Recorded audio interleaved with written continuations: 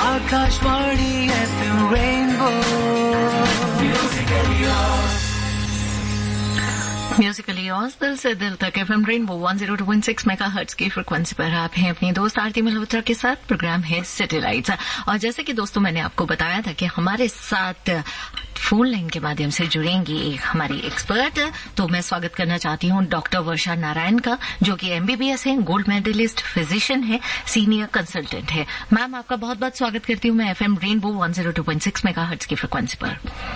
Thank you, Aarti. Thank you so much for having me on your show.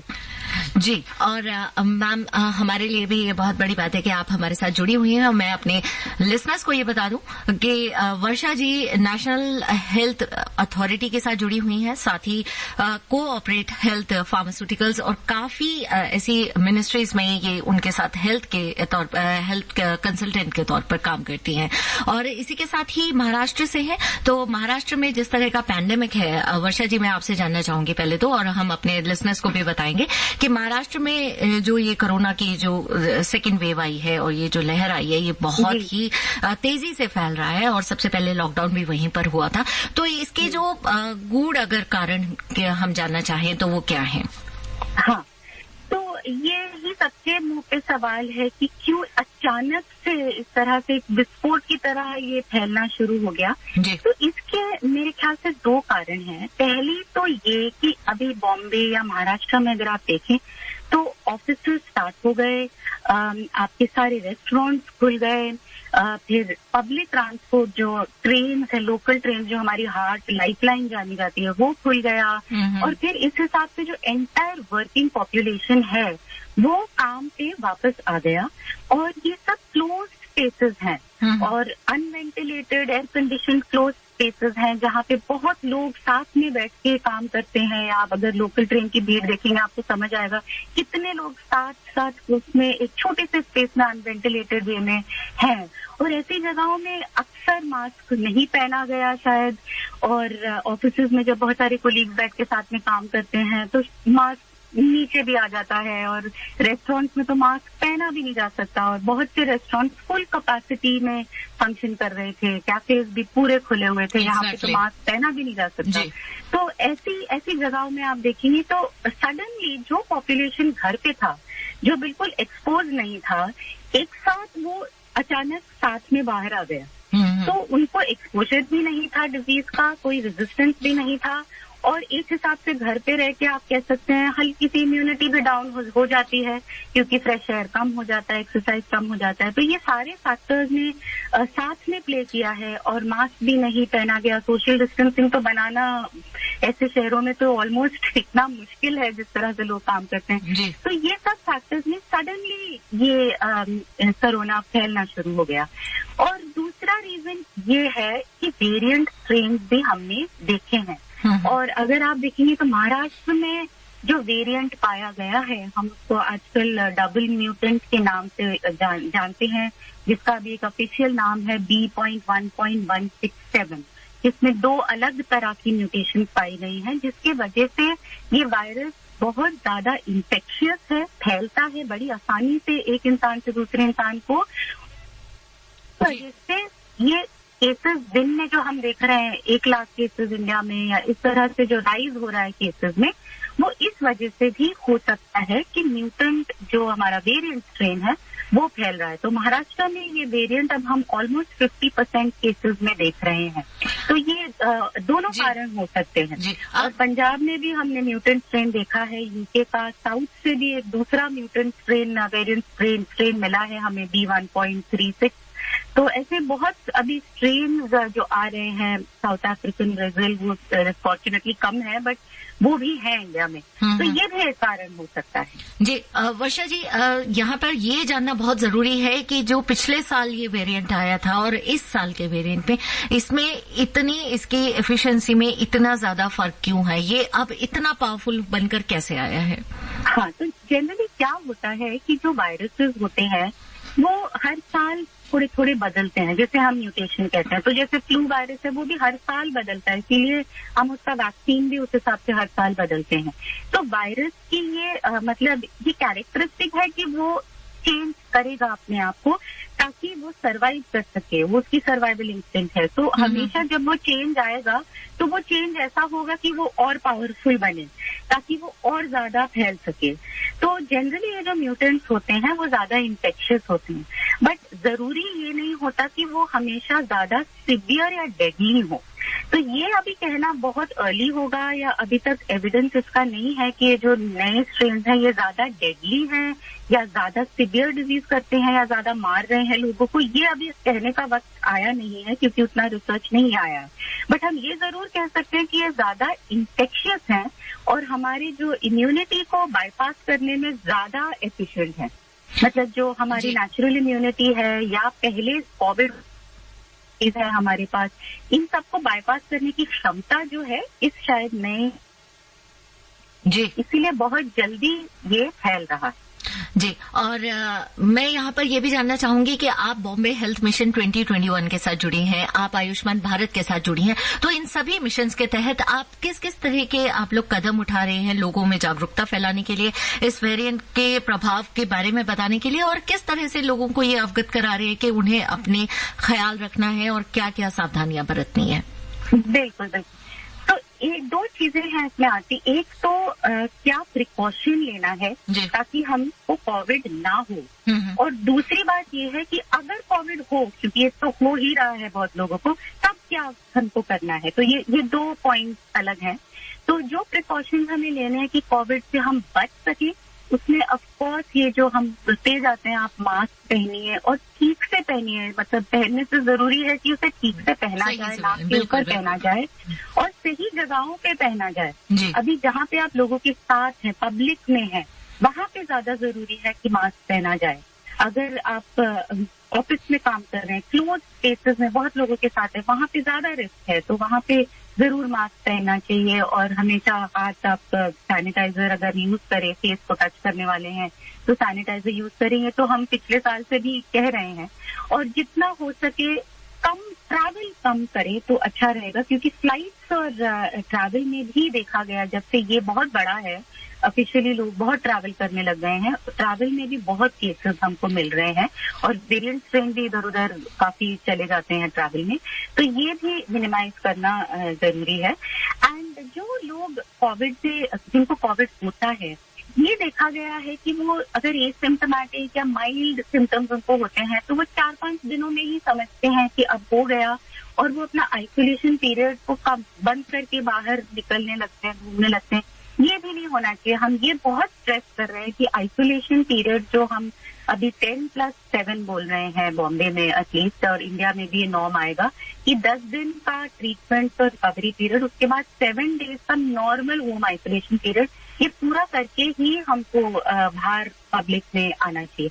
तो ये भी एक जरूरी बात है। एंड अगर कोविड होता है, अब ये बहुत जरूरी है जानना कि क्या अलग है इस बार के कोविड सेकेंड वेव में और पहले वेव में जो पिछले साल 2020 में हुआ था जी। तो अलग अगर हम देखें तो सिम्टम्स में सबसे पहले मैं ये कहूंगी कि सिम्टम्स कभी कभी जो बिल्कुल टिपिकल से हम फीवर, सोर थ्रोट का जो कॉम्बिनेशन सिम्टम्स बोलते हैं, फीवर, सोर थ्रोट, कॉफ, वो सब में नहीं दिख रहा है।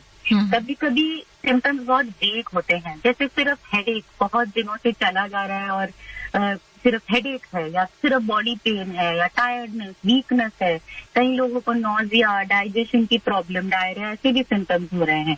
तो अगर वेग सिम्टम्स हैं तो अपना स्मेल और टेस्ट जरूर चेक करें। ये सबसे क्लासिक सिम्टम्स हैं, और अगर स्मेल और टेस्ट आपका कम लग रहा है तो बहुत बड़ा चांस है कि ये कोविड हो सकता है।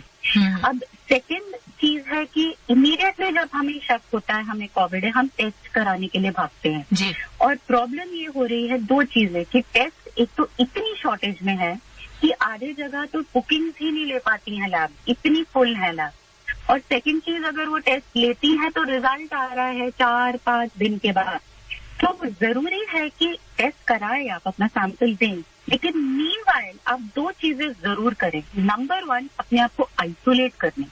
ये नहीं कि टेस्ट रिजल्ट आने तक आप घूम रहे हो सब जगह, तो फिर कोई फायदा नहीं हुआ। तो आपको सिम्टम्स आ रहे हो तो इमीडिएटली आइसोलेट कर लें अपने आप को घर पे, ज्यादा कांटेक्ट ना रखें लोगों से। और आइसोलेशन इज मस्ट। और दूसरी चीज, आप अपना ऑक्सीजन लेवल मॉनिटर करें। ये एकमात्र इम्पोर्टेंट चीज है जिसके बेसिस पे मेडिकल डिसीजन भी लिए जाते हैं। तो एक छोटी सी मशीन है पल्स ऑक्सीमेट्री, सब लोग अब बहुत फेमिलियर हो गए हैं इस मशीन से। तो अगर इससे हम अपना ऑक्सीजन मॉनिटर करें और इसे 95 या उससे ऊपर ही हम इंश्योर करते रहें कि वो है, तो ये बहुत ही अच्छा मतलब मॉनिटरिंग, सेल्फ मॉनिटरिंग हो जाती है। और आपके डॉक्टर के लिए भी डिजिटली आपको मॉनिटर करना बहुत आसान हो जाता है। आप 4 आवर्ली अपनी reading, pulse oximetry, temperature reading भेजते रहें तो वो आपको मॉनिटर कर सकते हैं और ट्रीटमेंट भी स्टार्ट कर सकते हैं। जरूरी नहीं है कि रिपोर्ट के लिए वेट करना ही है। तो हम लोग बहुत केसेस में ट्रीटमेंट भी स्टार्ट कर देते हैं। जी बिल्कुल वर्षा जी, आपके पास दोबारा हम वापस आएंगे और ज्यादा आपसे टिप्स मांगेंगे और ज्यादा आपसे एडवाइस लेंगे और आपके ऑनलाइन पोर्टल के बारे में भी बात करेंगे। फिलहाल के लिए धन्यवाद। आकाशवाणी FM रेनबो,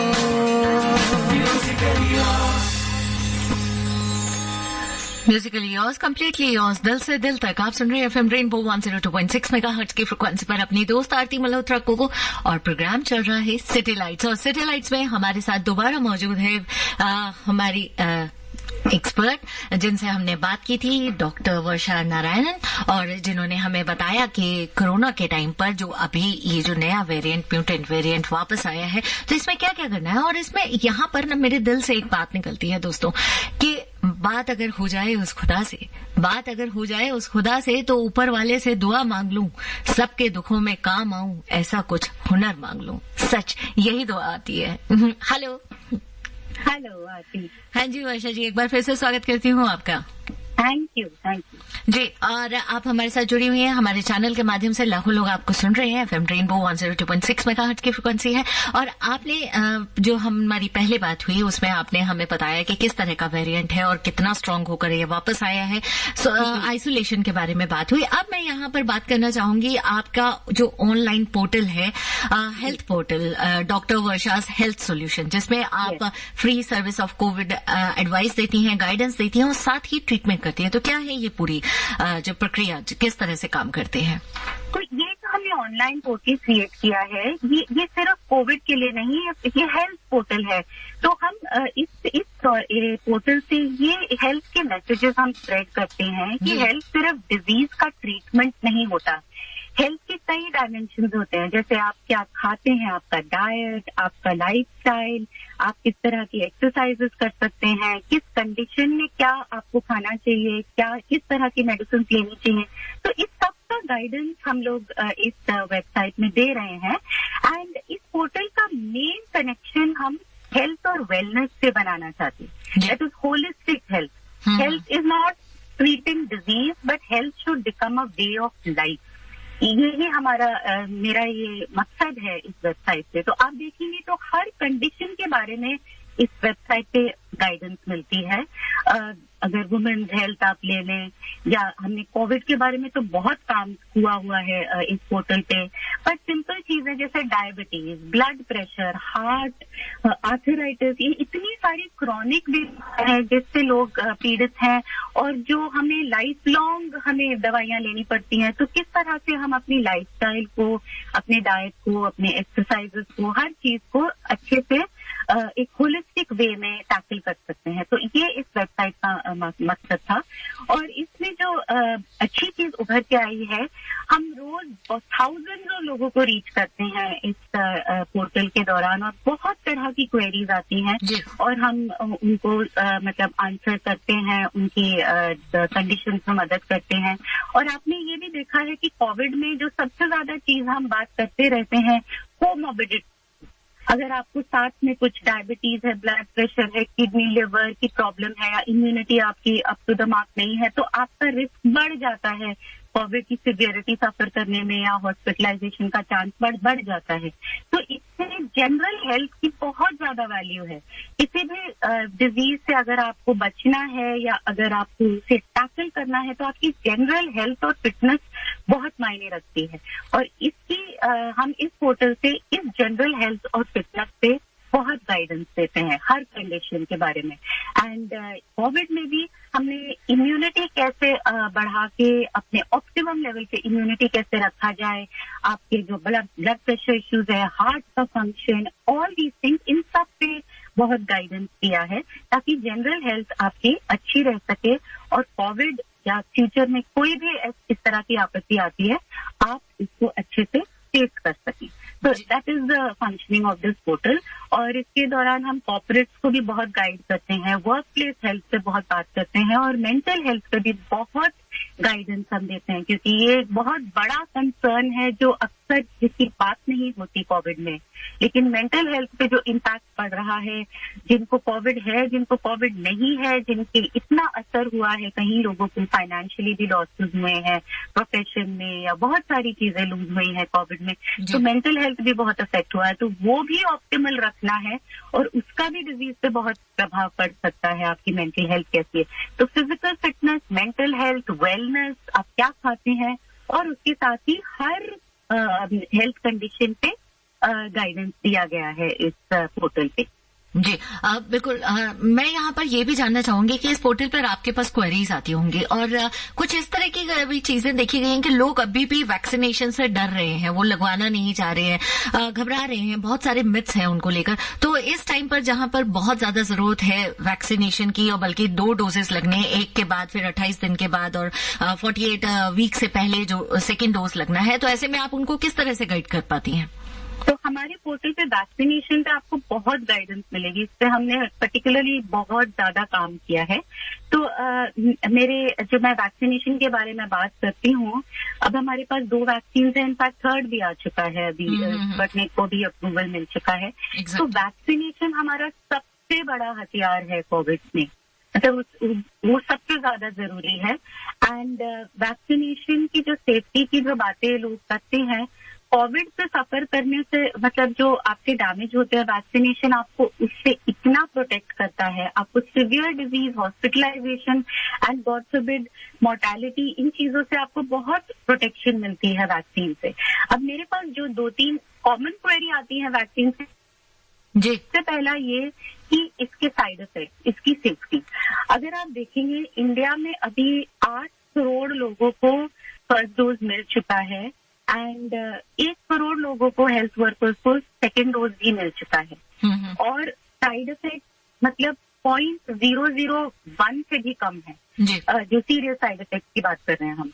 तो ये जो बातें होती हैं ब्लड क्लॉट की या एक सीवियर एलर्जिक रिएक्शन की, ये बहुत ज्यादा रेयर हैं।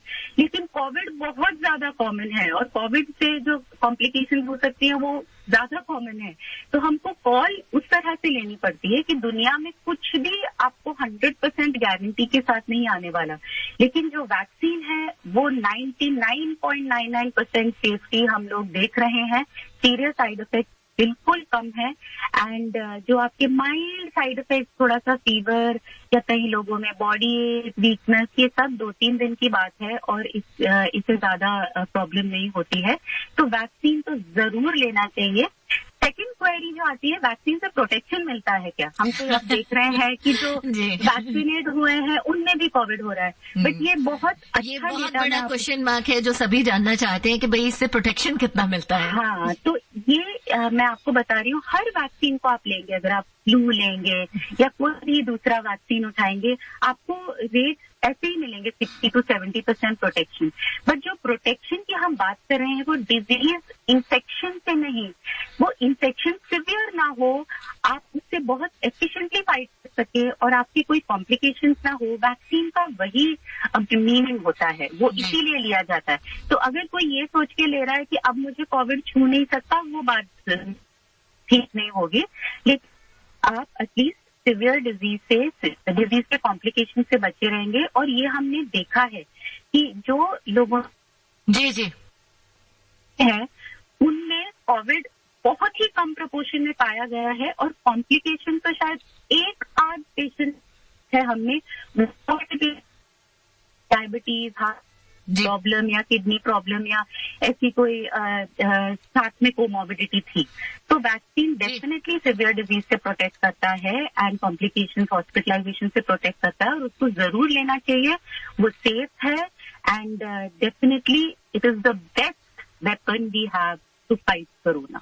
और सबसे अच्छा मॉरल ऑफ द स्टोरी यही है कि प्लीज वैक्सीनेट योरसेल्फ, लेकिन उसके बाद आंखें बंद मत कीजिए और लापरवाह मत हो जाइए। अपना ख्याल ध्यान उतना ही रखिए जितना पहले रख रहे थे। सोशल डिस्टेंसिंग, मास्किंग, हर चीज का, हाइजीन का, हर चीज का ख्याल रखिए। अब मैं अपने लिसनर्स को एक और मैजिकल बात बताने जा रही हूं, और वो मैजिकल बात ये है कि डॉक्टर वर्षा ना सिर्फ एक फिजिशियन है, सीनियर कंसल्टेंट है, सोशल वर्कर है, साथ ही एक म्यूजिशियन है। और उनका जो कंपोज किया हुआ कोरोना का सॉन्ग है, कोरोना को है हराएंगे, वो गवर्नमेंट ने भी बहुत यूज किया है। मैम कैसे? जी। तो आरती, आई ऑलवेज बिलीव कि म्यूजिक और हेल्थ का बहुत बड़ा कनेक्शन है। एंड अभी रिसेंटली एक स्टडी भी आई है कि जो लोग गाते हैं उनका लंग फंक्शन अच्छा है और वो कोविड के लिए भी अच्छा है। That's why we are musically yours. और म्यूजिक मेंटल हेल्थ के लिए तो बहुत ही अच्छा है, और म्यूजिक की वाइब्रेशन से पूरी फिटनेस और वेलबीइंग भी रहती है। तो म्यूजिक डेफिनेटली उसका बहुत ही अच्छा कनेक्शन है। और अगर एक बात म्यूजिकली कही जाए तो उसका असर भी कुछ अलग होता है। हम कहते रहते हैं चीजें, पर कभी कभी जब हम उसे गाने के रूप में कहते हैं तो वो बात ज्यादा अंदर बैठ जाती है। तो वर्षा जी, जी बिल्कुल, वक्त हमारे पास कम है, लेकिन हम आपसे वो सॉन्ग जरूर सुनना चाहते हैं। ओह श्योर, मैं आपको चंद लाइनें सुना देती हूँ उस गाने की। जब संकट कोई आए, रोग का साया मंडराए, पीड़ा के दिन हो छाई ना हो उदास, इस वक्त बनाऊं दूरी, क्योंकि है थोड़ी मजबूरी, पर है सबसे जरूरी, पहनो मास्क, कोरोना को है हराना, उस पर विजय है पाना, आओ ये जान ले, मन में ये ठान ले। फैंटास्टिक, सुपर, बहुत ही शानदार। और वाकई हम दिल से दुआ करते हैं कि आप जो काम कर रही हैं, आपके जैसे मसीहा हमारे देश में, हम उन्हें शत शत नमन करते हैं, और साथ ही ये दुआ करते हैं कि आपके जैसे लोगों को इतनी हिम्मत भगवान दे, इतना हौसला भगवान दे कि आप इसी तरह से लोगों की मदद करते रहें। थैंक यू सो मच आरती। और मैं आपको भी कहना चाहती हूँ, आप लोग अपने रेडियो के माध्यम से इतनी अच्छी बातें फैला रहे हैं, लाखों लोगों तक इतने अच्छे मैसेजेस और अवेयरनेस फैला रहे हैं। आप भी किसी तरह से कम कोरोना वॉरियर्स नहीं है। मेरी बहुत शुभकामनाएं आपको, एंड मैं भी आपको नमन करती हूँ, थैंक करती हूँ, क्योंकि आप हमारी वॉइस हैं और आप लाखों लोगों को अच्छी चीजें, संदेश और मेडिकली जो अच्छी अवेयरनेस वाली बातें हैं आप पहुंचा सकती हैं। Thank you so much for that. Thank you ma'am, thank you for joining us. तो दोस्तों, क्या है मुद्दे की बात? भाई मुद्दे की बात यह है कि अपना रखिए ख्याल, सोशल डिस्टेंसिंग, मास्किंग, हर चीज का पालन कीजिए, सारे नॉर्म्स फॉलो कीजिए, वैक्सीनेट करवाइए अपने आप को। अगर थोड़ी सी भी तबीयत खराब होती है तो आइसोलेट कीजिए खुद को, अपना और अपनों का ख्याल रखिए। और साथ ही चंद लाइनें आपके लिए। समझ गया दिल ये अब तो समझाने से, समझ गया दिल ये अब तो समझाने से, लड़ी जाएगी ये लड़ाई अब आशियाने से। मिलकर नहीं अलग अलग लड़ना है हमें। मैं लड़ता अपने, तुम लड़ो अपने ठिकाने से। घर में हो तुम, इसे कैद ना समझो मेरे यार, घर में हो तुम, इसे कैद ना समझो। कट जाएंगे दिन ये तेरे मेरे मुस्कुराने से, हम सभी के मुस्कुराने से।